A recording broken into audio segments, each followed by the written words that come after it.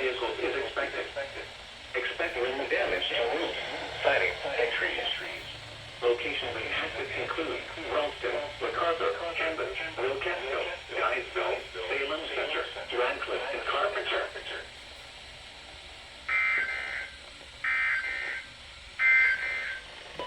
Here is a hazardous wind.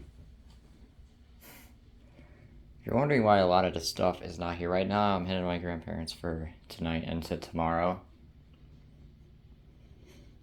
I'm trying to get everything I want to take. Charleston doesn't like that idea.